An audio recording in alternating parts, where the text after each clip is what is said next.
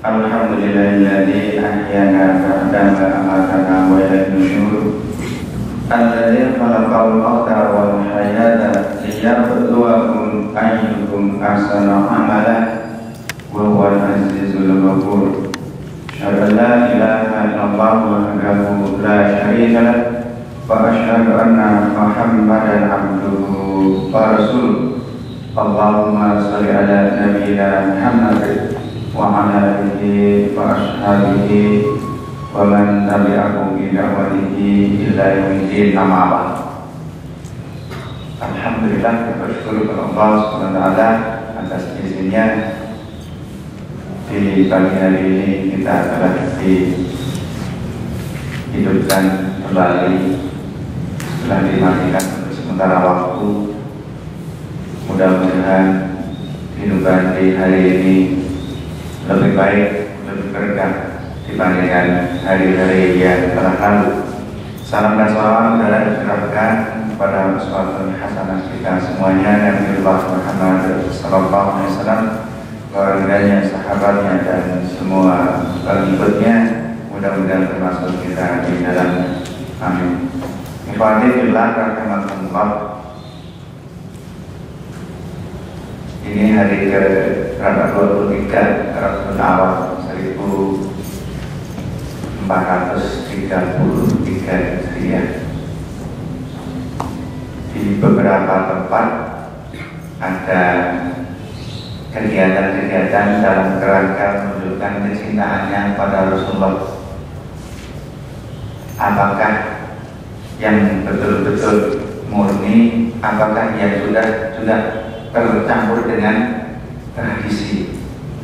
Tapi katanya mereka adalah dalam rangka bersyukur kepada Allah karena ada utusan Allah, karena ada tokoh agama yang meninggal dunia sebagai penyebar agama di daerah kita, seperti yang terjadi di Temanggung gitu ya. Banyak sekali berkumpul memperingati hari kelahiran Rasulullah sekaligus memperingati tokoh agama di daerah. Pertanyaannya adalah, ketika kita sudah sejak kecil sampai sekarang terbiasa melafalkan kalimat syahadat, asyhadu an la ilaha illallah wa asyhadu anna Muhammadar Rasulullah, dan kita punya satu slogan, Ar-Rasul Qudwatuna, Rasul adalah suri teladan kami. Pertanyaannya, sejauh mana kita mengambil suri teladan Rasulullah SAW? Apakah hanya dalam ibadah mahdoh saja atau dari sisi yang lain juga? Ini kalau yang saya tanya, yang ikhwan ini yang sudah jadi eksportir mana? Atau pelaku bisnis sudah antar kota di usia sekitar 20-an tahun? Ada belum? Belum ada. Berarti belum contoh Rasulullah. Rasul dipaksa berdagang dengan mamanya ketika umur 6, 7 sampai 8 tahun ya. Kemudian ketika 9 tahun sudah berdagang antar kota bersama pamannya. Sekitar 12 tahun ya, sudah mulai antar negara. Mulai 12 tahun mulai belajar Mandiri dalam buku Muhammad seorang pedagang. 14 tahun sudah mulai berlatih bareng rombongan Nabi berdagang. Sudah antar 18 tahun. Gimana? 18 tahun sudah mandiri, sudah antar negara sendirian. Dan sampai sudah kesayangannya di usia 25 tahun sehingga diunggah-unggahi oleh saudara kaya. Bukan lamar, saya yang melamar laki-laki lamar perempuan ya. Ya kalau perempuan yang melamar kan dia unggah-unggahi istilahnya. Dan ketika usia 40 tahun sudah berhenti berbisnis, waktunya dihabiskan untuk Allah dan dakwah. Sekarang pertanyaan tadi kan belum terjawab. Pada wa asyhadu anna Muhammadur Rasulullah.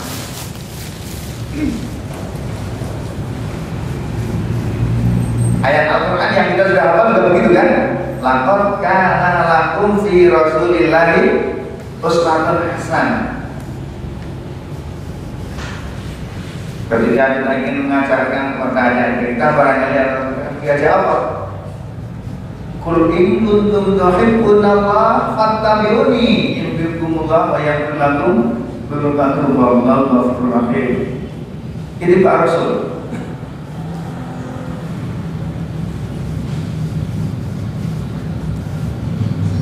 Ada lagi ayat yang hadis kita saja, hadis yang menunjukkan 3 amalan yang paling dicintai oleh Allah.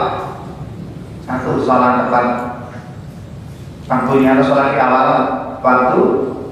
2, birrul walidain. Yang 3, jihad fisabilillah.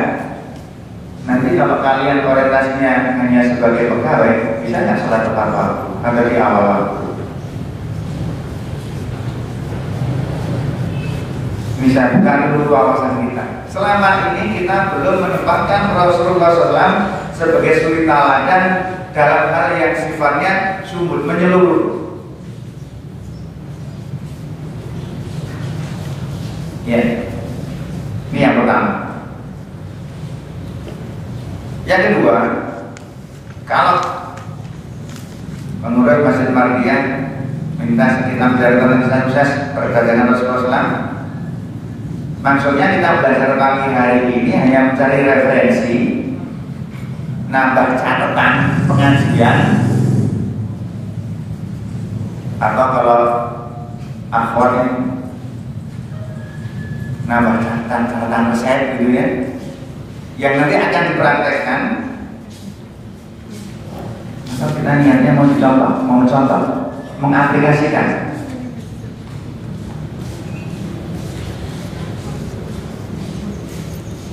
Kalau hanya sekedar pengetahuan, sesungguhnya antum selesai, ya kan? Di depan komputer atau buka BB-nya tulis Muhammad seorang pedagang, muncul berderet-deret tulisan orang-orang pintar dan juga termasuk pelaku bisnis juga yang juga sudah mau berbagi dengan tulisan-tulisannya. Itu sudah muncul deret-deret. Tapi sesungguhnya yang diinginkan oleh Pak Masjid Mardi adalah kita berusaha mencontoh Rasulullah dalam hal ini, kesuksesannya sebagai seorang pedagang agar bisa pensiun ini, gitu kan? Sehingga ketika Ustaz bisa nggak isi pengajian, hafal mengantarkan anak, atau hafal saya bekerja, kita belum bisa apa? Kita belum bisa anytime dipanggil untuk isi pengajian atau berdakwah. Yang dari situ kita tidak usah mengharapkan nanti disamoni oleh panitia kan gitu. Kenapa? Karena kita masih banyak membutuhkan ya, yang memang itu secara fitri disampaikan oleh Allah. Zuyyina linnasi hubbu syahawati minan nisa'i wal banin dan seterusnya. Tetapi kita belum mempraktekkan lagi. Kembali ke permasalahan yang kami Allah. Maka harapannya itu saja nanti kita sampai pada aplikasi. Oke, ada sebuah pertanyaan dari saya. Siapa di antara antum yang hadir ini yang sudah punya bisnis? Angkat tangan. Satu. Akhwat? Ada satu. Sudah berapa lama, Mas? Satu setengah atau setengah? Satu setengah tahun. Mungkin tadi apa ya? 6 bulan. Ini hadiah untuk yang sudah punya bisnis.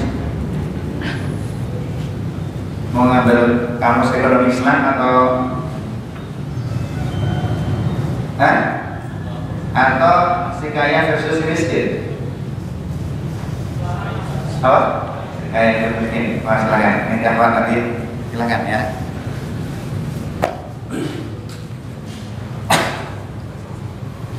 Saya ketika diminta ngajar di UI untuk mata kuliah kewirausahaan, saya jamin minimal dapat B jika selama 1 semester kuliah punya bisnis. Karena bisnis itu bukan ada di teori. Maka kalau kita belajar meneladani sukses berdagang Rasulullah SAW, itu juga bukan ada di catatan kalau kita ingin sukses, tapi dipraktekkan. Baik, poin kedua. Poin yang ketiga,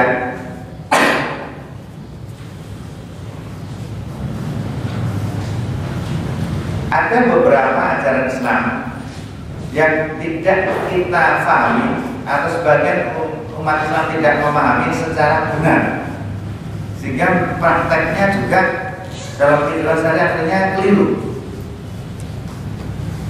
Kalau kaitannya dengan ini adalah zuhud misalnya, ya. Zuhud, apa artinya zuhud?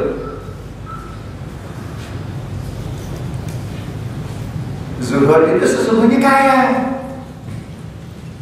Bukan apa? Bukan tok biji gitu kan? Tok siji, paham siji gitu kan? Enggak. Sehingga kalau makan sepiring berdua gitu kan? Zuhud itu kaya, tapi dia bisa hidup sederhana. Untuk foya-foya ada, karena memang ada. Tetapi dia tidak hidup foya-foya. Digunakan untuk ya kebaikan dirinya, kebaikan umatnya, kebaikan dakwah Islam. Dan bukti Rasulullah itu kaya. Bahkan sebelum menikah dengan Khadijah. Kalau kita buka beberapa sirah ya kan, maharnya apa? 100 ekor unta. Bukan sandal jepit, bukan juga apa? Cincin besi. 100 ekor unta.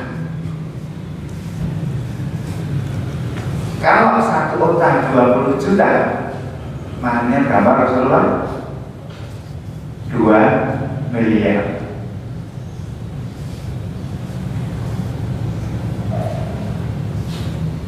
Bukti yang lain, katanya Utsman zuhud, padahal Utsman sangat kaya. Kaya betul zuhud, tapi zuhudnya Utsman itu setiap hari di rumahnya itu mengalir darah. Artinya apa? Setiap hari menyembelih hewan untuk lauk di rumah tangganya. Di tanah pasir, hewan yang paling kecil apa? Oh, kalau di tempat kita mana gemang gitu kan? Apalagi burung dara ya kan, dijual kan? Di padang pasir yang biasa untuk makan hewan paling kecil adalah kambing. Kalau setiap hari menyembelih kambing gitu kan, untuk ukuran kita miskin atau kaya? Itu zuhudnya Utsman.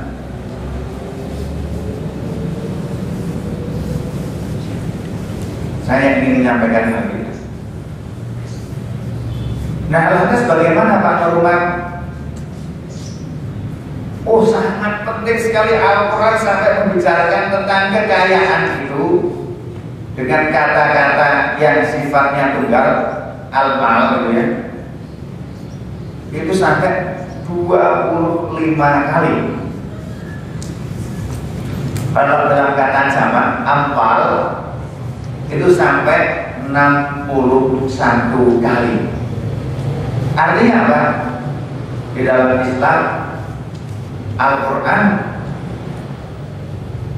tentang kekayaan ini ya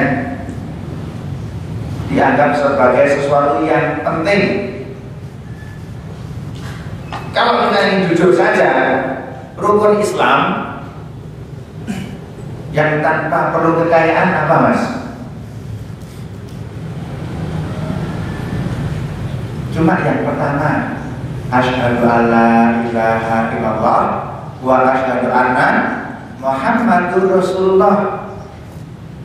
Sholat, untuk mendapatkan sholat nilai yang tertinggi pakai pakaian yang terbaik, ya kan?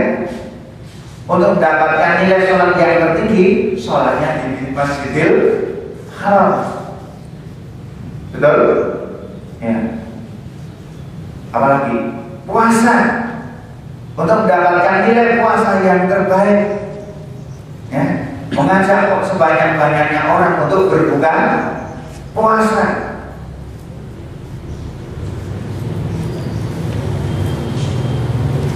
Zakat, untuk mendapatkan nilai yang terbaik,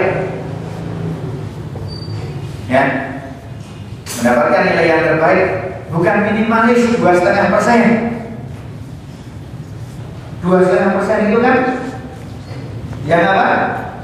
Minimal, iya kan? Apalagi sholat, puasa, zakat, haji jelas. Untuk mendapatkan nilai haji yang terbaik juga di tanah suci, ketika haji banyak berinfak dan bersedekah. Untuk supaya nyaman, ya kan? Supaya nyaman, Anda ya yang bisa berangkat setiap tahun lah bisa berangkat. Artinya apa? Tidak dibatasi oleh kuota. Karena sekarang kita daftar di Yogyakarta katanya punya uang 25 juta, nanti berangkatnya 2022. 10 tahun yang akan datang baru mau berangkat. Jika sekarang punya 25 juta, ini lebih apa? Ini fakta seperti itu. Yang lain 4 khalifah, atau kalau kita sepakat ada 5 Khulafaur Rasyidin, itu 3 dari 4 atau 4 dari 5 adalah orang-orang kaya. Orang yang dianggap tidak kaya dalam artian harta benda kan cuma 1, ya kan? Siapa? Ali bin Abi Thalib. Kalau yang lain orang-orang kaya. 8 atau 9 dari 10 sahabat yang dijamin masuk surga, ya, adalah orang-orang kaya. Artinya apa? Secara tekstual Al-Quran, Rasulullah SAW dan para sahabat contohkan menjadi orang-orang yang terbaik. Salah satu wasilahnya adalah kekayaan. Kaya.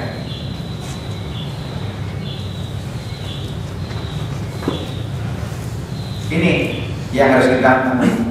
Nah, oleh karenanya kenapa tadi saya berikan hadiah buku bagi yang sudah punya bisnis?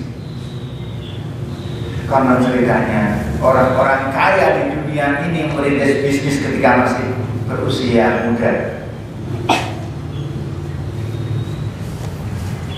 Jadi mereka menjalankan bisnis itu ada yang sudah terpaksa sejak SMP jalankan. Alhamdulillah saya sudah pagi ini sudah dapat tiket. Apa? Barangkali yang akan segera bergabung dengan Epidra Bono. Nanti minta oleh asistennya. Alhamdulillah Pak Umar siap bergabung, berkolaborasi dengan Epidra Bono. Ya paling tidak saya sudah memotivasi diri saya sendiri ketika kita sempat diskusi. Pak minta foto Pak, ya kan? Saya minta foto oleh teman saya. Kemudian saya share ke grup.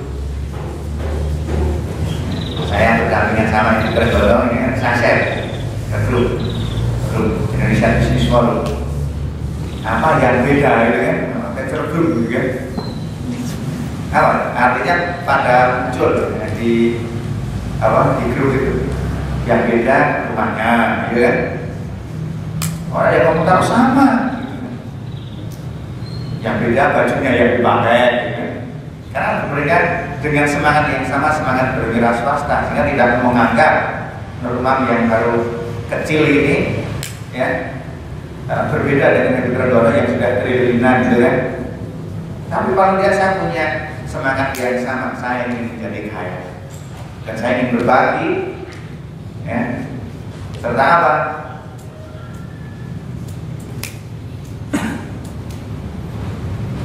Semangat untuk pensiun ini. Sekarang belum, Pak Dono sudah pernah bekerja, saya belum pernah melamar pekerjaan. Tapi saya pernah jadi dosen UNY sama di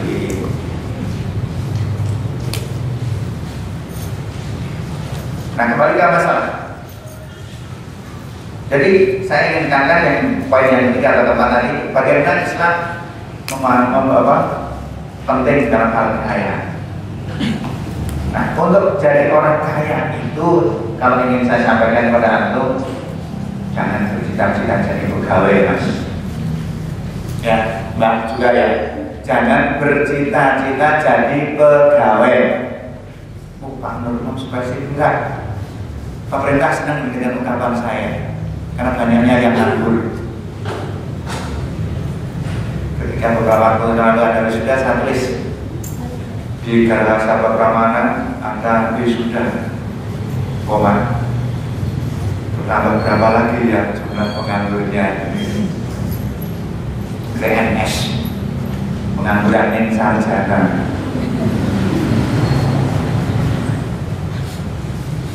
Maka saya hargai, ya masih muda sudah berbisnis. Nah, kalau kita kembali ke tema yang dibuka oleh Amir Masjid Mardi, bagaimana kisah sukses perdagangan Rasulullah, sesungguhnya kalau disimbolkan saya bahasa saya sendiri dari dengan terbatasnya waktu, modalnya itu KKN. Apa KKN? Yang pertanyaan kepercayaan.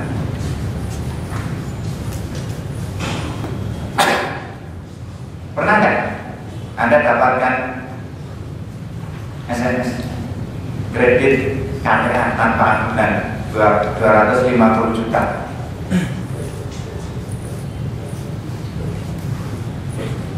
Di nomor HP Anda? Saya berkali-kali kredit tanpa agunan 250 juta dengan rate 1% atau 1,sekian% tanpa biaya administrasi. Nggak saya layani karena pakai bunga. Kalau saya agak tertarik untuk modal santunan, ada nggak dengan sistem bagi hasil gitu kan? Tentu saja mereka meng-SMS nomor saya, mereka sudah dapatkan referensi kan? Siapa Nur itu kan?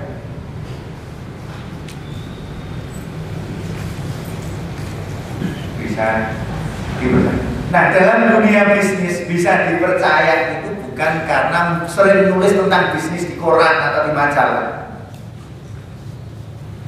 Kepercayaan adalah ketika dia punya bisnisnya maju berkembang gitu kan, dan dia praktek.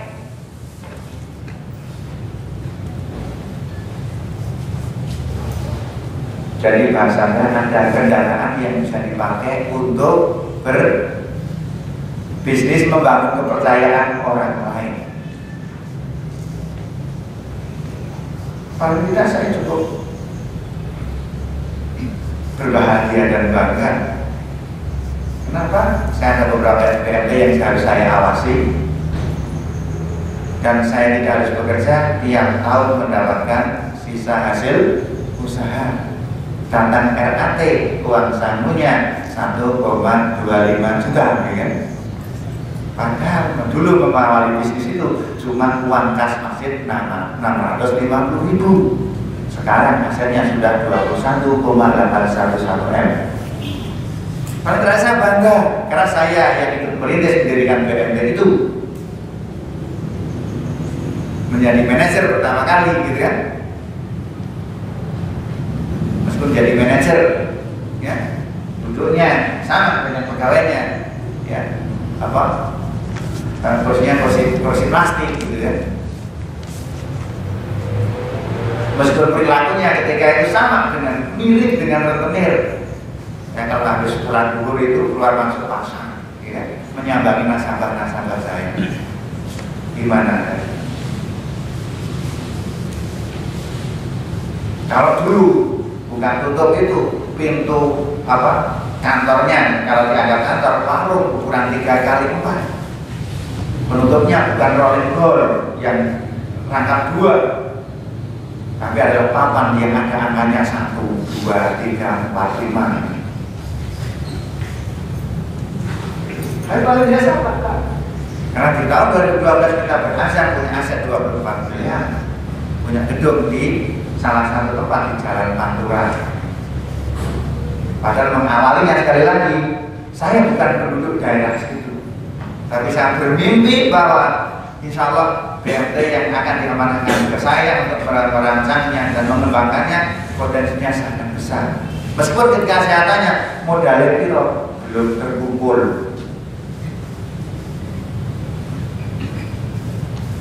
Nah, kembali ke masalah. Jadi sukses berdagang Rasulullah SAW pertama adalah kepercayaan. Nah, kepercayaan di dalam dunia perdagangan, di dalam dunia bisnis adalah ketika kita terjun langsung.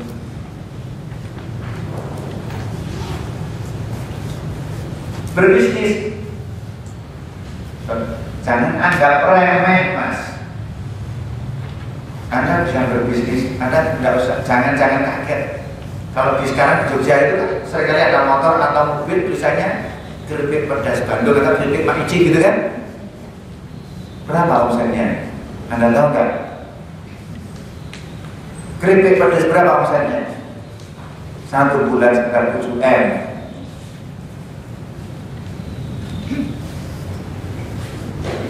Keripik telo.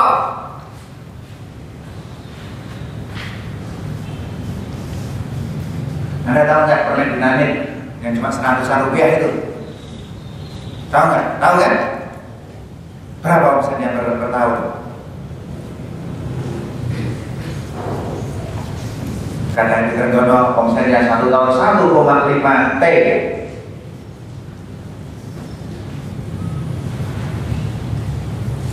Jangan sepelekan yang kecil ketika Anda merintis bisnis, ketika Anda punya cita-cita besar, meskipun mulainya dari sesuatu yang nampaknya kecil.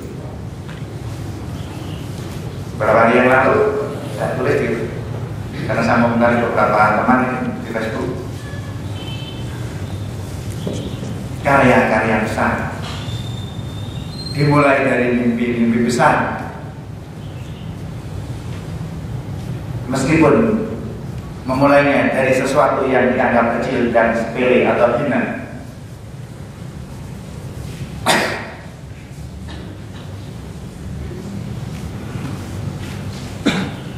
Sayangnya anak-anak muda seringkali ini terjebak dengan iklan yang bombastis.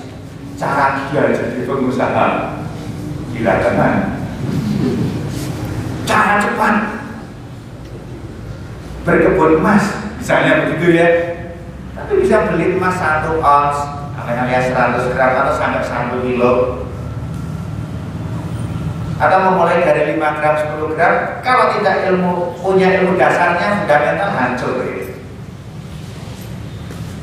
Alhamdulillah saya ada di komunitas yang ditulis di statusnya itu, bismillah, mudah-mudahan bisa bersedekah senilai 1 kilogram emas.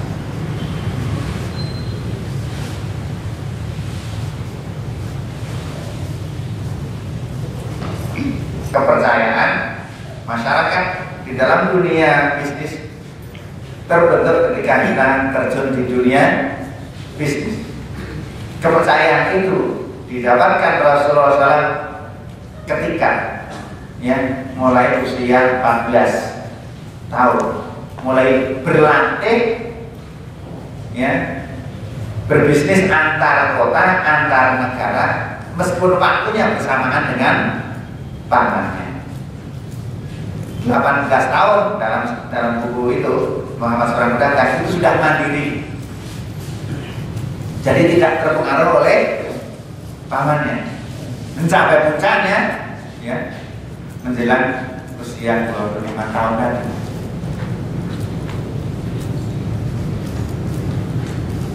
kepercayaan. Yang kedua, kapasitas atau kapabilitas. Saya tahun 80-an akhir ditawarin ono desa miliar bisa ngelola kan. Lah karena saya belum punya apa? Pengalaman mengelola uang puluhan juta atau sampai ratusan juta, ditawari uang 100 miliar, saya tolak. Karena bisa ngelola. Kalau sekarang ada orang bilang aku punya uang 100 juta, bisa nggak dikelola apa-apa? Ya seperti ini. Kalau Anda percaya dengan saya.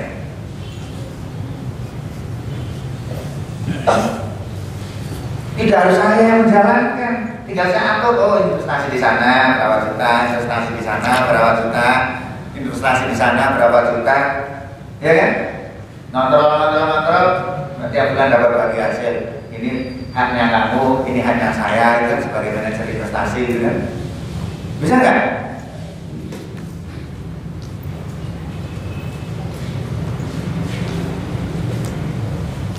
Pernah satu saat saya itu betul-betul menjelang Idul Adha nggak punya uang. Untuk apa? Untuk berbisnis kambing.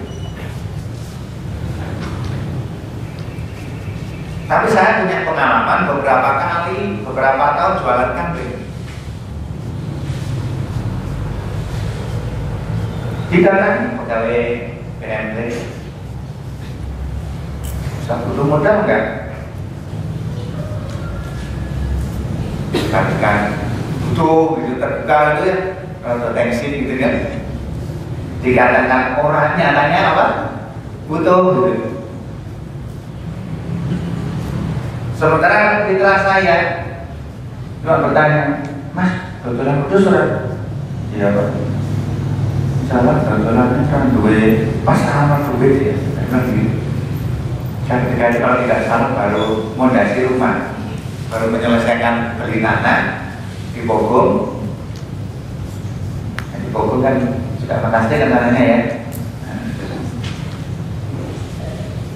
Bisa minta dari warung Bogor ke Bogor. Saya jual aset saya di Magelang, tanah dan rumah, cuma dapat tanah di warung Bogor. Tapi di warung Bogor ya harus saya jual, ya. Dapat tanah di Bogor nggak komplit, gitu. Tapi paling tidak saya punya pemberian dari orang ilmu. Nyatanya untuk beli tanah di warung Bogor, saya jual rumah dan tanah di Magelang, cuma dapat tanah saja, tapi dalam waktu sekitar 3 atau 4 tahun yang belum saya balik nama, harganya jadi 3 atau 4 kali lipat.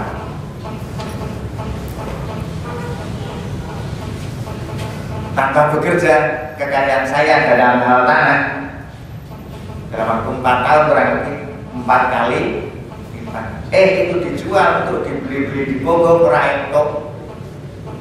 Akhirnya apa? Ya, cari pembiayaan kan, sehingga uang cashnya yang dipegang untuk menutupi yang di Bogor, sebagiannya bisa untuk beli gerobak bekas. Nah kembali Mas, saat itulah ditawari, Mas, jualan kambing. Jualan. Terus kata teman saya, ya yang penting golek gol. Ya, golek gol. Ya kan datang 50 ekor kambing ketika waktu. Tentu saja orang menawarkan 50 ekor kambing yang tanpa serupiah pun saya kalau punya uang itu karena di mata dia saya punya kapasitas atau punya kapabilitas untuk menghabiskan kambing-kambing itu, gitu kan? Atau pegawai PMT datang ke tempat saya menawarkan uang 75 juta tanpa agunan, juga karena dia tahu siapa Nur Umar, pengalamannya apa dalam hal berjualan kambing, gitu kan? Kalau dia bisa melepas 75 juta tanpa agunan. Dalam dunia bisnis tadi, yang pertama tadi kepercayaan, kapasitas dan kapabilitas juga didapatkan bukan di buku-buku teori, tetapi ada di lapangan. Kalau kebaikan bisnis seseorang diukur dari ilmu berbisnisnya, sekali lagi ilmu berbisnisnya, mestinya para guru besar fakultas ekonomi itu menjadi orang-orang kaya. Tapi tidak sedikit guru besar di fakultas ekonomi itu diperlakukan oleh teman saya sebagai tenaga ahli. Kesana Pak, 1 jam sekian. Padahal teman saya tadi adalah belum lulus kuliah, tapi bisa akses proyek-proyek dari kementerian atau dari pemerintah yang nilainya miliaran. Butuh tenaga ahli, cuma ya tinggal tunjuk profesor doktor itu atau dokter itu, Pak silahkan berangkat ke sana, tiket sudah kami sediakan, nanti Bapak 1 jam kami kasih uang sekian. Artinya apa? Lebih kaya teman saya yang tidak lulus kuliah daripada.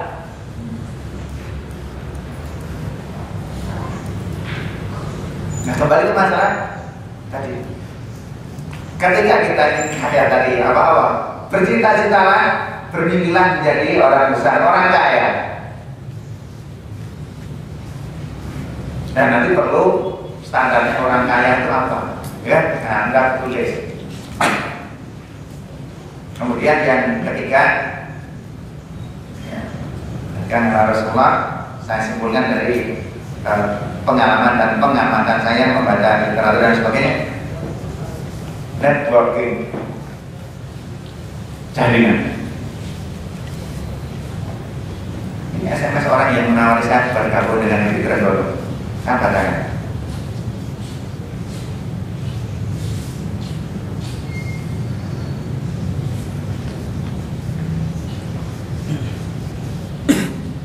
dicari kandidat leader untuk Kopi Cordova, Bali Muda Food. Bali Muda Food itu perusahaannya tergolong dengan prasyarat sebagai berikut: 1, solid; 2, bermental kaya; 3, bermental pemimpin; 1, 2, 3, 4, berpengaruh; 5, bisa menjadi teladan; 6, gemar silaturahmi; 7, gemar menolong orang lain; 8, gemar sedekah. Jika Anda memiliki kriteria tersebut, segera hubungi nomor sekian, bla kuota terbatas. Saya siapa? Apa jawabannya tadi? Alhamdulillah, bismillah. Saya siap kalau dianggap layak. Terus dijawab. Mana jawabnya? Alhamdulillah Pak Umar, saya bangga Bapak bisa bersinergi dengan Bapak Edi Tersono. Ya, berkah Pak, belum saya hapus. Artinya mimpi saya beberapa hari yang lalu ketika saya diskusi dengan Ibu Tersono dan saya foto, punya saya share, ya, sudah terbuka peluang networking. Satu pengalaman yang saya bagikan katanya dengan networking ini ya. Ini menyangkut networking. Tahun 99 ada pemilu ya. Kemudian dari hasil pemilu banyak partai yang pada 2004 tidak boleh ikut pemilu karena perolehannya di bawah 2,5%.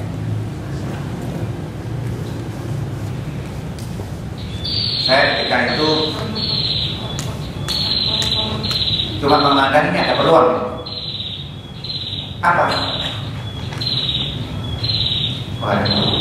Partai-partai yang tidak bisa ikut pemilu bisa akan berganti nama, ya kan?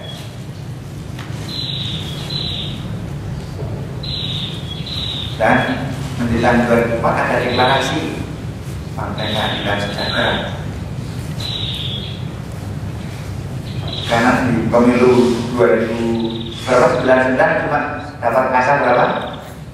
1,7%. Saya memandang sebagai peluang apa? Nah, ini cocok-cocokan kaos, cocok-cocokan stiker ini.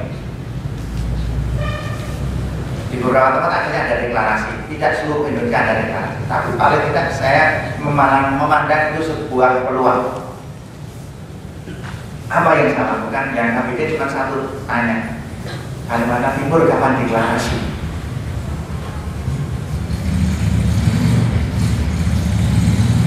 Ternyata Kaltim tidak deklarasi karena keduluan Balikpapan. Jadi Balikpapan deklarasi untuk kota Balikpapan dengan ada atraksi dengan undang Anies Mata. Saya tanya, kapan Kalimantan Timur deklarasi? Silakan, ini antum simpan dulu pertanyaannya. Enggak ada deklarasi. Kemudian saya SMS teman saya, tolong sampaikan nomor dan nama dan nomor HP ketua DPDPK se Kalimantan Timur. Dan tolong beritahu kalau nanti ada kegiatan di tingkat DPD.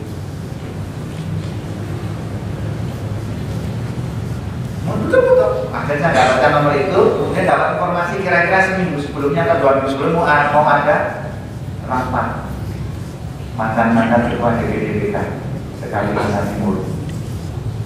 Yang saya lakukan, saya berumah dari Jogja. Insya Allah dalam rapat muskerwil saya akan datang dengan membawa bla bla bla bla, gitu kan? Saya nggak punya uang berat.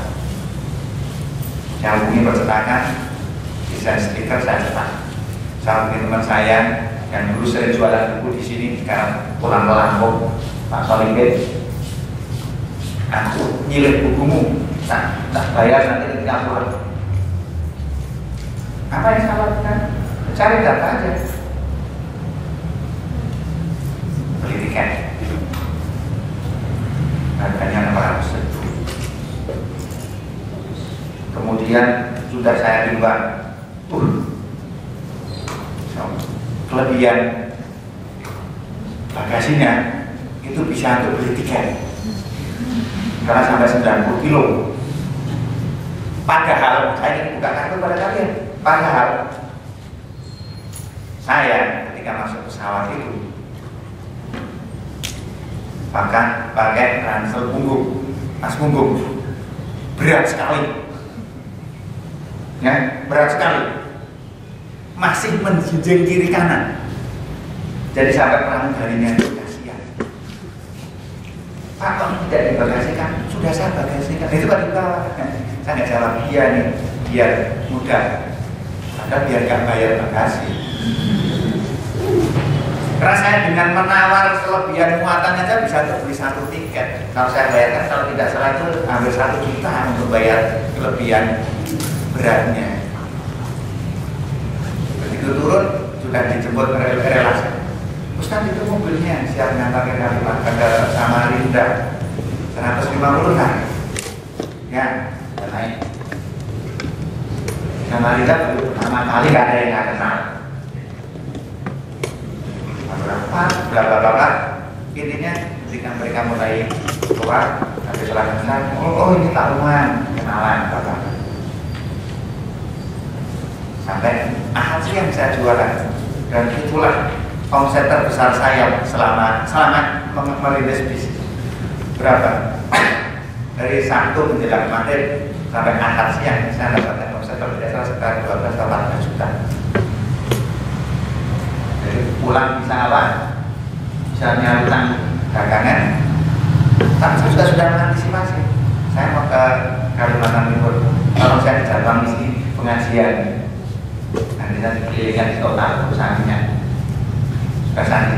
Barang yang tidak habis saya tinggal di sana. Jadi pulang lalu ya networking. Jadi saya di Kalimantan Timur naik speaker. Alhamdulillah saya rasa mudah-mudahan ini yang bisa difahami. Apa? Yang pertama kepercayaan, yang kedua kapasitas dan kapabilitas, yang ketiga networking. Saya tawarkan karena saya juga ingin mengembangkan semangat berwira swasta ini pada anak-anak muda yang berniat menjadi pegawai usaha. Saya sekarang ini hari-hari ini membutuhkan 40 orang yang siap saya didik selama 6 kali pertemuan gratis. Silahkan nanti habis acaranya bisa hubungi saya. Ya. Ada 6 kali pertemuan, seminggu sekali.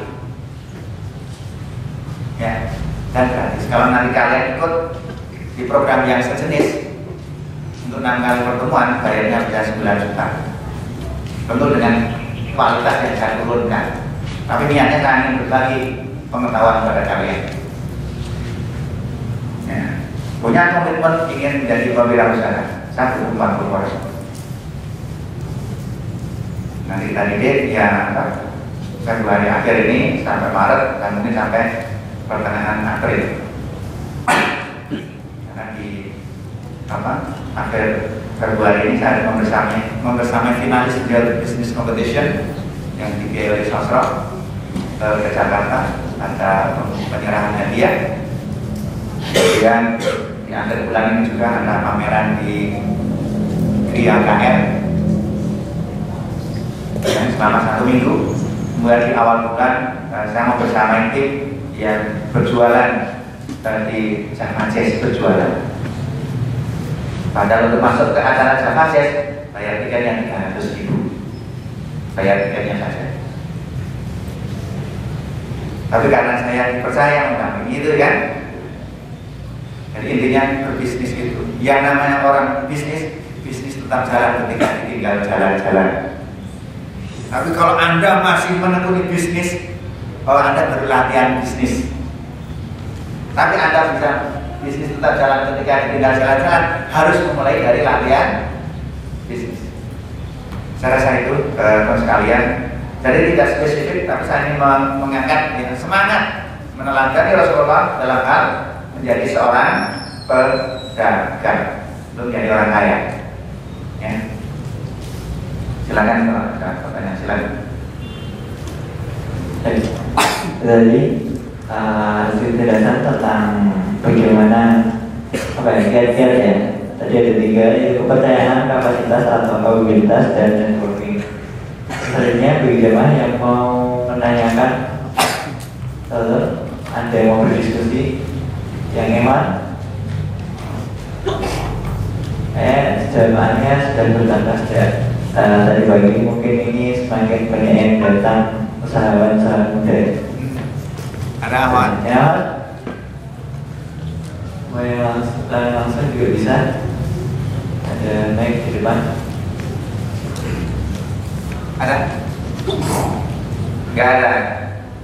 Sudah jadi orang kaya semua? Atau tidak mau jadi orang kaya? Hah? Sudah kaya semua atau tidak mau jadi orang kaya? Gimana? Silakan. Mic-nya bisa tahu.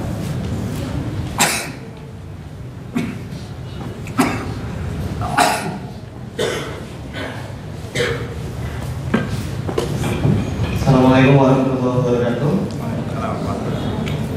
Perkenalkan, nama saya Imam Pak dari Fakultas Pertanian UGM. Mungkin tadi saya datangnya agak terlambat Pak. Yang ingin saya tanyakan, ya, yang kita tahu ya bahwa Rasulullah SAW itu adalah seorang pedagang gitu ya. Jadi beliau ya dikenal jujur sehingga para relasinya itu percaya pada beliau gitu. Nah mungkin yang ingin saya tanyakan, bagaimana supaya ini bisa membangun kepercayaan itu gitu. Kalau kita melihat di kalau sekarang ini kan ya kebetulan saya juga coba memulai usaha Pak. Mulai usaha saat ini sedang jualan beras seperti itu. Nah untuk membangun kepercayaan kepercayaan dari pembeli itu supaya tetap itu bagaimana, padahal terkadang kan ketika misalkan kita jualan ya mungkin saat ini masih selaku distributor gitu ya. Nah dari sumber-sumber yang ada kan biasanya kadang kualitas produknya itu berubah-ubah gitu, dan kita harus menyesuaikan gitu. Nah saya juga pernah jadi jualan biasanya kan saya jual beras organik Pak, biasanya jual 20.000 kayak gitu ya. Nah tapi kemudian waktu mau ngambil di produsen ternyata harganya naik gitu Pak. Nah kan kalau misalkan kita langsung bilang ke konsumen tiba-tiba dinaikkan kan takutnya nanti ada ya terjadi kekurangan kepercayaan gitu. Nah, mungkin bagaimana kiatnya? Ya. Salah satu kiat untuk kita bangun kepercayaan dari pihak lain itu yang mengikuti bahasanya hukum-hukum dalam dunia bisnis. Ya, hukum-hukum dalam dunia bisnis. Jika kalian mendistribusikan satu produk, maka produk itu adalah produk yang memang secara bisnis itu ya menjadi produk yang berkualitas. Anda sebagai pelaku bisnis juga punya brandnya itu ya yang bisa dipercaya. Secara sederhana, kalau kita menjadi distributor masuk ke toko-toko, ada pertanyaan. Yang pertama tentang legalitas formal. Ada PIRT-nya enggak? Ya, ada PIRT-nya enggak? Yang kedua, untuk barang-barang yang kaitannya dengan yang dikonsumsi, mestinya ada expirednya, ya kan? Untuk bisa masuk ke toko-toko toko besar harus ada expirednya. Yang ketiga, ketika Anda sudah mau masuk ke toko, pertanyaan apalagi tokonya besar, bisa rutin kan? Pertanyaannya itu, bisa rutin nggak ngirim ke tempat toko saya? 3 hal itu harus diperhatikan. Ya kalau masalah nanti akhirnya kemasan dan sebagainya itu mengikuti. Termasuk percaya ke kemasannya, ya kemasannya. Nah, kalau perlu testimoni, ya, di bawah pengawasan profesor, doktor itu kan ahli pertanian dari Fakultas Pertanian atau dari Fakultas Teknologi Pertanian itu untuk apa? Menguatkan. Tetapi ada hal yang saya terangkan beberapa poin tadi. Kalau diri itu cuma satu, menjadi brand. Tulisan Coca-Cola, maaf, itu kan sudah jadi brand, ya kan? Seluruh aset Coca-Cola itu dijual, itu harganya kalah dengan nilai brand tulisan Coca-Cola. Karena Coca-Cola sudah jadi brand. Untuk kaitannya dengan kepercayaan, ingin saya ceritakan 2 hal. Ketika tahun 80-an, 90-an awal, GS, Ramadan mesti ada pameran. Nah, dalam mensemarakkan Ramadan di kampus, ada satu barang kerajinan kaligrafi kalau tidak salah. Itu sudah bertahun-tahun mesti muncul. Artinya bertahun-tahun orang payu. Nah, ada yang kreatif dari harga 17.000 tadi, labelnya sampai kuning dulu. Itu dikeletek, dibersihkan, diganti label yang baru, tambahin angka 01. Dari 17.000 menjadi 170.000, malah payu mas. Karena apa? Di benak orang, oh ini barang seni berkualitas harganya larang. Ya kan? Sama persis dengan awal-awal Aqua muncul. Aqua muncul awalnya harganya per botol cuma Rp75. Permintaan tidak sesuai dengan yang diharapkan, yang punya ide membuat air minuman dalam kemasan. Dia berpikir, Kalau kira-kira ini adalah Anda pemilik perusahaan, hitung lima orang laku, sementara HPP-nya tidak sampai 5 rupiah, kira-kira apa yang Anda lakukan? Apa yang Anda lakukan? Karena hitung 10 rupiah kayu, terus bagi gitu kan? Tapi dia enggak, karena dia berpikir menjadi pengusaha. Apa? Dinaikkan menjadi 300 rupiah per botolnya. Karena dia berpikir, siapa yang mengkonsumsi minuman yang saya buat ini adalah mereka-mereka yang pernah keluar negeri. Ini saya definisikan sebagai apa? Oh, ini air mineral. Wah, sejak dihargai 300 rupiah, maka malah semakin permintaan banyak dan melejit. Kalau kita kan berpikir, oke, cuma 5 rupiah kok gitu. Kalau ngantuk sih gue dan gitu kan, dan persen sebagainya. Tapi ini dalam punya bisnis halal yang apa? Sah saja. Jadi pertanyaan tadi, tolong ciptakan brand. Saya juga sekarang sedang lebih memposisikan branding saya. Saya apa? Ya mohon maaf, ada kaitannya dengan merek HP. Brand ini saya dapatkan dari teman-teman saya. Pak Nur Mamdu, the connecting people. Bisa menghubungkan sana, menghubungkan sini. Dan sekarang yang akan saya perankan. Karena dengan demikian, alhamdulillah ada orang untuk dibantu untuk supaya tidak ikut. Orang mau bersedekah 1.400 meter persegi tanah, bisa kita bantu komunikasikan.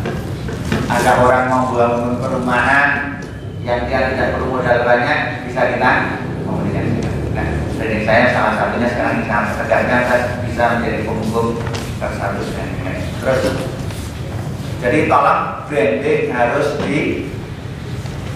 dikuatkan, branding pribadi dan branding produk,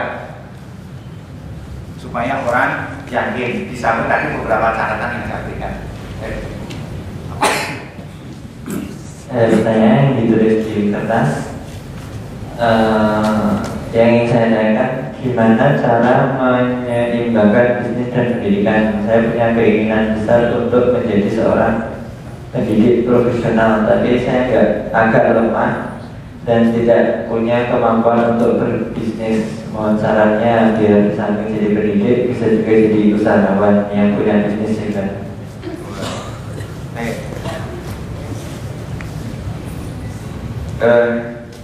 Seringkali orang bertanya atas lontaran, apa yang menjadi penghambat Anda untuk berusaha, berbisnis? Apa yang jadi penghambat? Tolong, tidak ada yang salah. Apa? Modal, apa lagi? Hah? Malah, apa lagi? Apa? Hah? Kurang pede, minder, apa lagi? Apa? Takut resiko dan lain sebagainya ya. Saya ingin menyampaikan hal yang sederhana. Ketika kita ingin punya bisnis, maka Anda harus punya mimpi. Punya mimpi. Sesederhana seorang remaja yang ingin bisa naik sepeda, supaya kemana-mana bisa naik sepeda, tidak jalan kaki terus. Tidak masalah sepedanya itu milik orang tuanya, atau milik orang lain, atau milik temannya.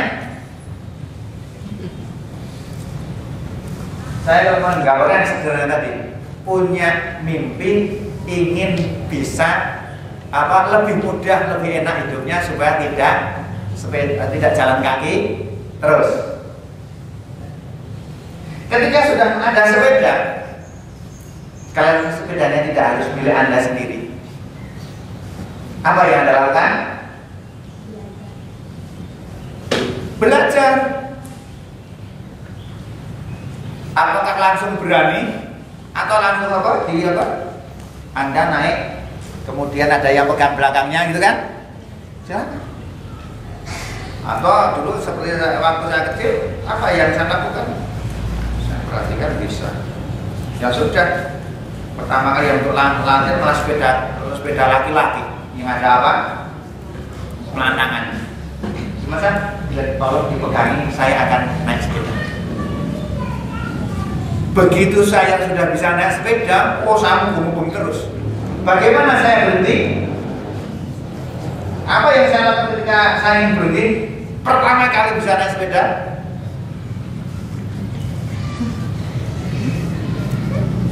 di samping rem. Kalau terlalu pakem nanti bisa jatuh. Saya pelan-pelan. Begitu sudah agak dekat dengan tiang listrik, ya kan? Sudah dekat dengan tiang listrik, saya pepetkan, kemudian langsung saya begini. Jadi dua tangan saya langsung merangkul tiang listrik yang kencang. Itulah pertama kali saya belajar naik sepeda. Saya naik motor juga seperti ini.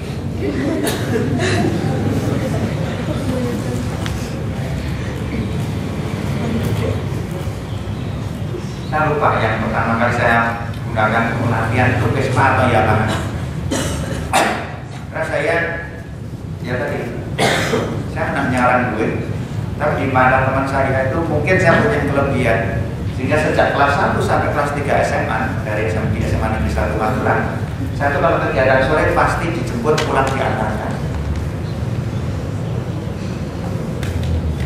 Pulang berangkat kegiatan sore apa? Dijemput. Nanti pulang diantarkan. Saya kelas 1. Nah, naik motor, saya lupa apakah pertama kali yang pakai Vespa atau yang mana. Tapi yang jelas saya tidak belajar teori. Cuma saya perhatikan saja bagaimana orang naik Vespa atau bagaimana orang naik Yamaha. Maka pengalaman yang sangat mendebarkan pertama kali, karena belum paham Islam ya, kelas 2 SMA saya jadi panitia untuk hiking, ya. Saya mau bojakan anak putri kesana kemari karena saya jadi panitia untuk bagian penyapu itu, untuk memperhatikan peserta yang apa? Pertama kali naik motor gitu kan, yang membojakan melorosnya bojakan anak putri lagi gitu kan. Anda jangan salah paham, saya belum paham Islam gitu kan.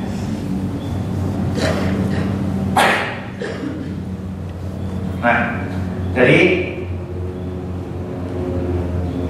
punya mimpi bisa sesederhana orang bisa naik sepeda, karena selama ini adalah jalan kaki.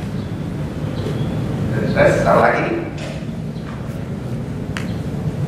ada pertanyaan tentang bagaimana cara menolak kerjasama tapi dengan cara yang tidak menyinggung, karena saya merasa belum seret menjalin kerjasama dengan teman saya ini. Saya ingin merintis sendiri dulu.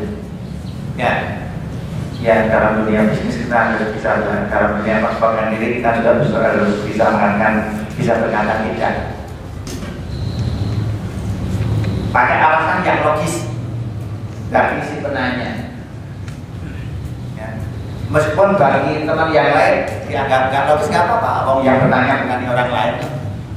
Ya, ini kepandaian berkomunikasi. Kepandaian berkomunikasi juga akan didapat ketika kita banyak berhubungan dengan orang lain, orang lain.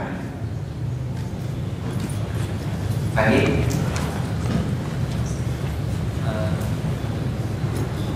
bagaimana cara menentukan laba atau keuntungan besar dagangan dengan artian berapa persen dari modal usaha, boleh atau tidak menentukan laba 100% dengan niat keuntungan untuk dikembangkan? Untuk disumbangkan, mau 200%, mau 300%, mau 1000% tidak masalah. Cuma masalahnya Anda menginginkan keuntungan jangka pendek atau jangka panjang. Laku sekali terus selamanya nggak ada yang beli. Atau Anda ambil keuntungan sedikit tapi dalam volume yang banyak. Atau bahkan dalam dunia bisnis yang persaingannya sangat ketat, Anda rugikan beberapa produk Anda. Ini saya belajar dari teman saya. Ya ketika itu saya sudah lulusan S2 marketing, saya itu menjadi helper, tahu nggak helper? Helper itu adalah yang membersamai sales pakai mobil-mobil box ini. Tugasnya apa? Ngatur barang, menaik turunkan barang. Saya ketika itu belajar menjadi helper. Karena teman saya sudah ingin pergi haji, tapi belum ada orang yang bisa dipercaya untuk mengelola bisnisnya. Saya salah satu kenalannya dicoba ingin menjadi pengganti. Meski mengawali jadi helper. Nah, yang saya dapatkan pelajaran yang menarik adalah ketika dia harus bersaing dengan importir, produknya adalah alat-alat listrik dan elektronika. Apa? Kalau ke sana, di sana kelihatannya tokonya kecil, tapi omsetnya besar. Tapi hati-hati, pesaing Pak Umar adalah importir dari Surabaya yang biasa mendatangkan barang melalui kapal. Tapi saya ajari caranya apa? Cermati dulu, kira-kira dia butuh apa. Dan 1, 2, atau 3 poin merugikan. Jadi menjualnya tidak semata-mata harga di bawah pasar, bahkan di bawah harga pokok. Kita dapat 100, tapi harus kita jual 95 atau 90 rupiah. Tetapi syaratkan dia harus membeli barang-barang kita yang lain. Tapi sudah dihitung dulu Pak Umar, kira-kira kalau nanti ruginya sekian, beli barang yang lain untungnya sekian, sehingga satu nota tetap untung. Ukurannya bukan per item, tapi ukurannya satu nota. Ini didapatkan ilmu ini di lapangan, bukan di teori.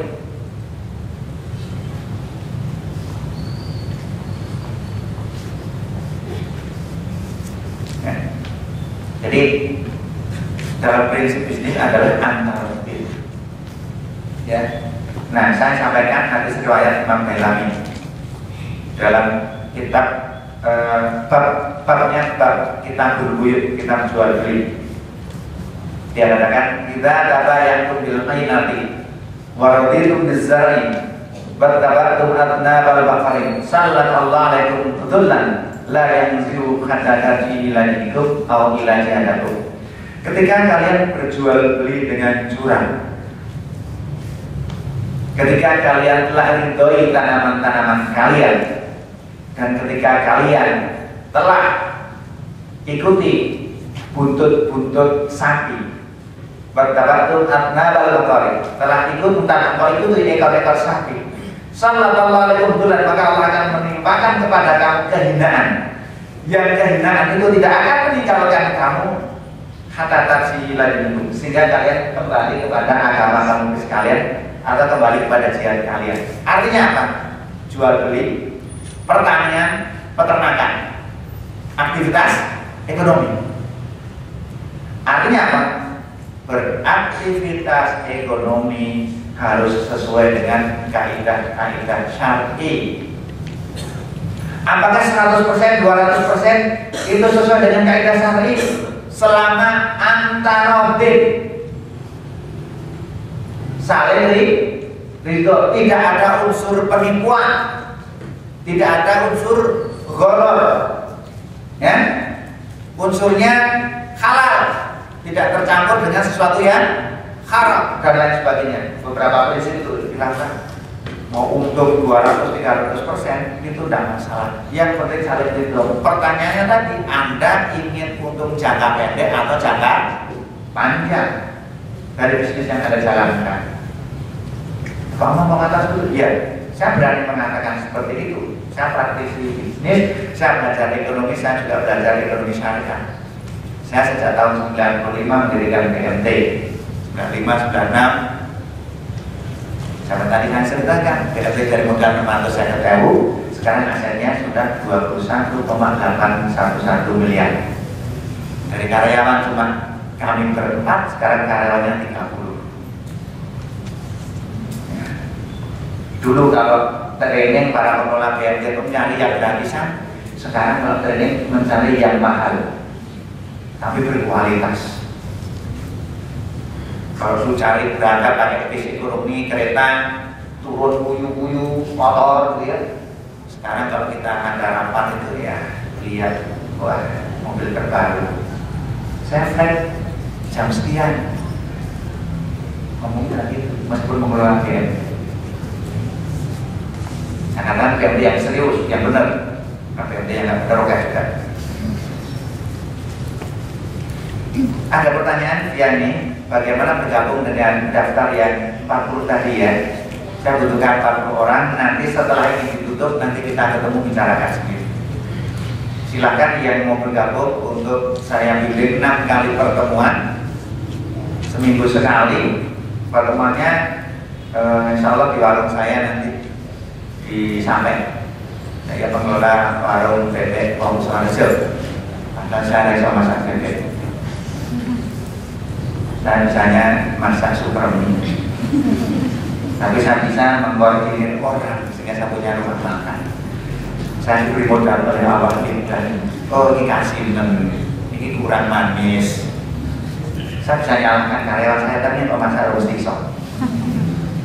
Nah, jadi kalau nanti yang mau bergabung jadi 40 orang, hari ini segera saya tunggu 40 orang itu, nanti setelah acara itu kita bicarakan. Free, ya free. Ada pertanyaan lagi? Masih dua pertanyaan lagi. Yang pertama, saya dan kawan-kawan di Magelang sedang merintis bisnis di Magelang. Yaitu Ibnu Sina Corporation, mohon doanya. Bisnis kami sejalan dengan kegiatan sosial didasari niat untuk berdakwah dan cita-cita mensolehkan Magelang. Apakah cara kami itu ketika kami menjalankan kegiatan sosial dengan menjadi perantara pemberi beasiswa di Magelang, bimbel gratis dan lain-lain agar kami mendapatkan kepercayaan di masyarakat ketika kami mengembangkan bisnis kami, mohon sarannya. Ya. Salah satu finalis Girl Business Competition yang kita selenggarakan jadi pilar, di mana saya sekarang diminta untuk menjadi perwakilan pilar-pilar di Jawa Tengah, itu berangkat dari relawan Merapi. Ya, ketika sudah mau selesai, mau ditinggalkan itu sudah beberapa bulan mau ditinggalkan. Tapi ternyata ada dia membaca big banner yang kita pasang di Jalan Kaliurang itu, wah, yang mudah proposal belum jalan, tapi layak. Akhirnya jadilah produk Badia Kelok, ya, alumni TP. Jadi menyelesaikan skripsinya di shelter. Jadi bisnis berangkat dari kegiatan sebagai seorang relawan. Saya juga seperti itu. Saya diamanai ketika itu menjadi penanggung jawab posko sahabat ibu di pesantren Darus Shalihat. Saya salah satu pengurusnya.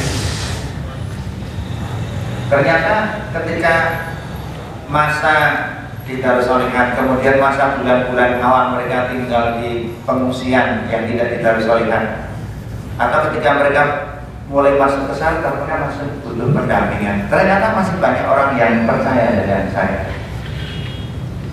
Dan akhirnya saya create itu ke depan juga bisa menjadi bisnis saya.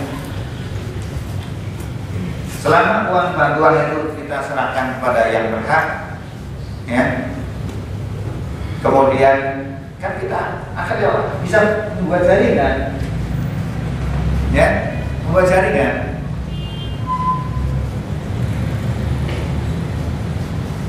Salah satu yang ingin saya lakukan ke depan adalah saya yang menyewakan guest house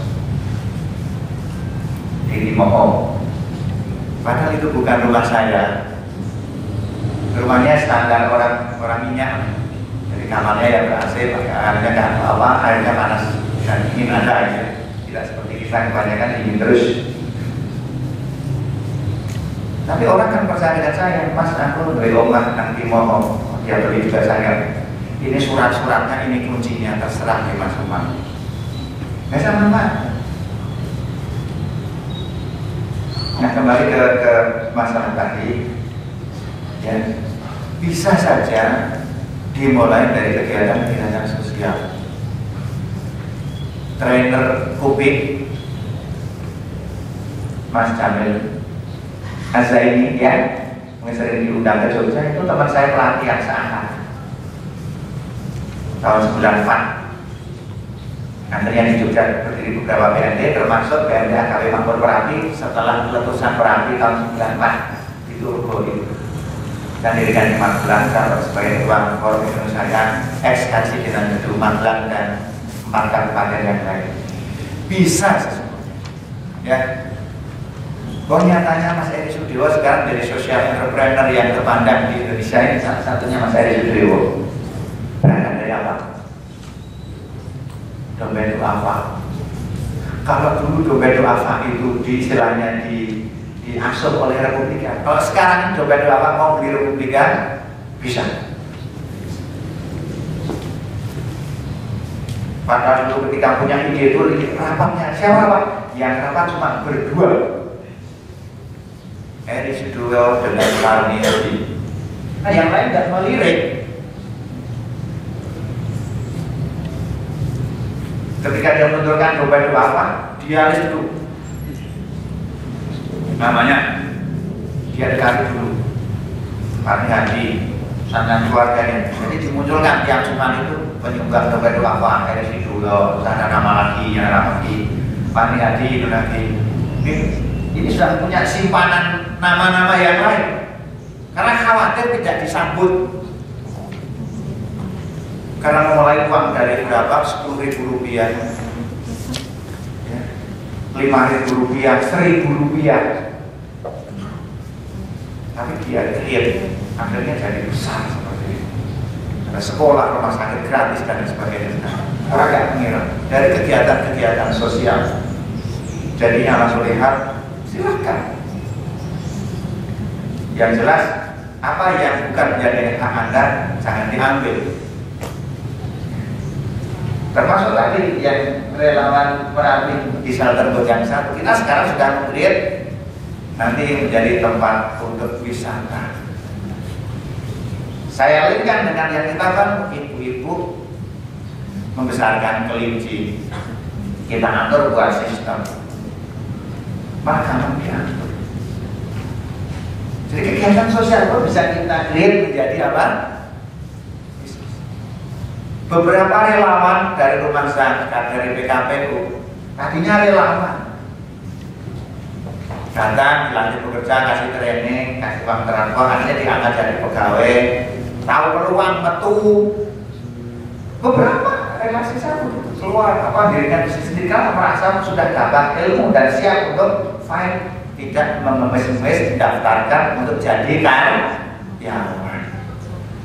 Jadi kalau Anda ingin kaya, kan bercita-cita jadi karyawan, ulangi ya, bercita-cita jadi bos meskipun kecil, karena sekecil apapun bos akan mengatur orang lain.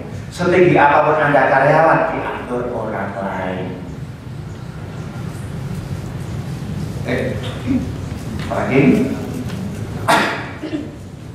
ya, mungkin pertanyaan terakhir yaitu bagaimana menciptakan mental usahawan, terutama di awal-awal merintis usaha. Ya, kata bahasanya Sartoari, pemilik gede digital itu ya, dia juga merintisnya bukan langsung, beliau jatuh bangun berkali-kali. Hukum pertama ketika kita merintis usaha adalah putus urat malu. Artinya apa? Jangan malu untuk membawa dagangan, menawarkan diri dan lain sebagainya. Bukan untuk apa? Cari peluang, cari koneksi, cari kepercayaan, meningkatkan kapasitas dan kapabilitas dalam berbisnis. Saya ingin sampaikan kepada teman-teman sekalian, maaf, saya pernah diamalin dari anggota dewan 5 tahun di kota. Tapi selama menjadi anggota dewan,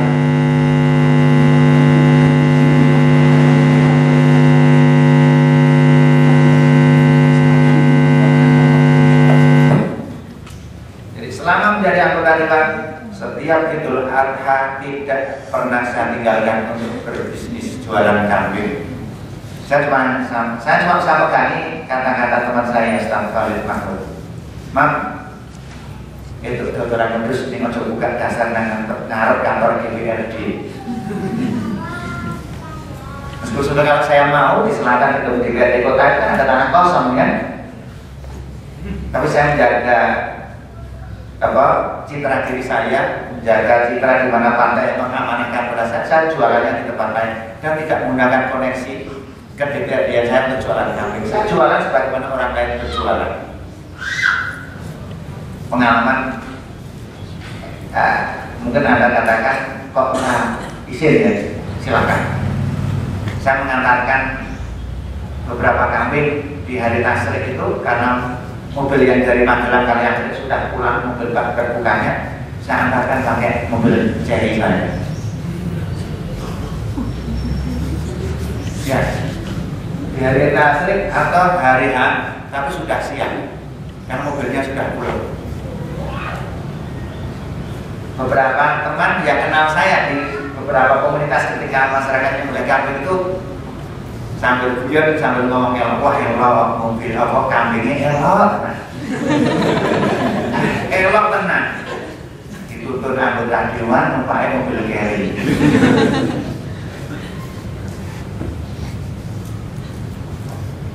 Saya ingin mengajarkan pada anak saya, pada keluarga saya, pada teman-teman saya, berbisnis itu tidak perlu malu, yang pokok adalah halal.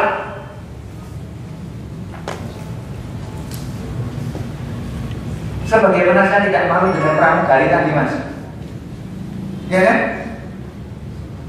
Tak senang bumbung gede, koyo rakuat gitu kan, masih membawa kiri dan kanan. Sah nggak? Sah. Karena itu bisa dimasukkan dalam bagasi biar tidak bayar yang terlalu banyak. Jadi alhamdulillah ketika kita ingin berlatih berbisnis, buang jauh-jauh rasa malu. Kan di situ nanti akan terbuka peluang banyak sekali. Sebagaimana yang dilakukan oleh Bapak Sandino ketika dia ingin menjadi orang sangat kaya, memulai mimpi besarnya menjadi orang kaya raya, menjadi pembantu rumah tangga. Sehingga sekarang yang secara tersirat disosialisasikan oleh Bapak Sandino adalah ketika seminar-seminar yang datang dengan menggunakan celana pendek bayar 50.000, padahal yang lain bayar 200.000. Ya kan? Yang datang bercelana pendek untuk yang laki-laki ya. Itu cuma bayar 50.000 sekedar untuk coffee break. Karena dengan cara itu dia sudah membuang jauh-jauh rasa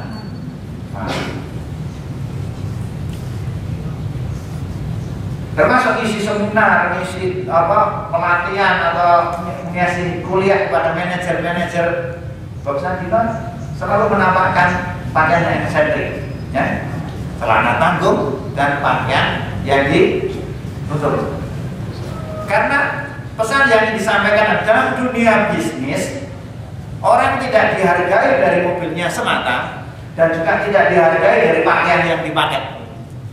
Orang di dalam dunia bisnis yang dihargai adalah ide bisnis atau inovasi bisnisnya, integritasnya.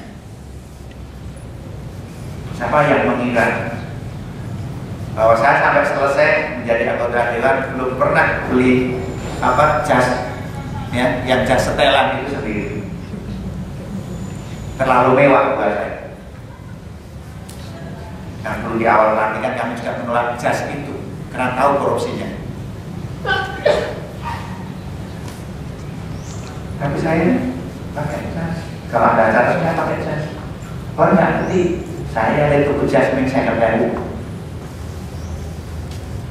Rasanya orang Magelang, orang temanku beli awalan apa? Ekspor. Orang tidak tahu harganya 50.000. ngertinya just ibu anggota dewan larang gitu kan. Kalau ini ya sebagai saya berbisnis, saya wah barang murah aja kan kan. Jadi untuk berbisnis buang jauh-jauh rasa malu yang tidak pada tempatnya. Sebagaimana ada seorang dokter di UGM ini mengawali menjadi mahasiswa adalah juga membuang rasa malu. Selama kuliah di UGM tidak pernah punya alamat kos kecuali Fakultas Sastra UGM, karena memang tidak ada anggaran untuk kos. Peningkatan gizi kalau ada undangan acara akikahan temannya, atau peningkatan gizi ketika di timur Boulevard itu ada janur melengkung, maka pakaiannya yang ada di tas itu yang ada dia pakai dan dia bertamu. Monggo mas. Halal nggak? Bertamu kok. Iya. Saya jawab bertamu kalau tuanya si mantu ngerti ki sopo, kan nggak ngerti. Dia bercerita pada para mahasiswa dan teman-temannya. Tapi dia sudah ingin jadi seorang dokter. Nah, yang kesampaian. Nggak usah saya ceritakan itu teman kita dan dosen Anda di Fakultas Sastra UGM. Modal pertama kali adalah bisa diterima di UGM meskipun belum punya uang pendaftaran. Dari sebuah kota di Jawa Timur naik sepeda dan membawa salah satu tas ibunya yang biasa digunakan pergi ke pasar, dan ada satu baju batik yang dia bawa. Itulah modalnya. Gejot dari sebuah kota di Jawa Timur. Istirahat pertama kali di musim mati.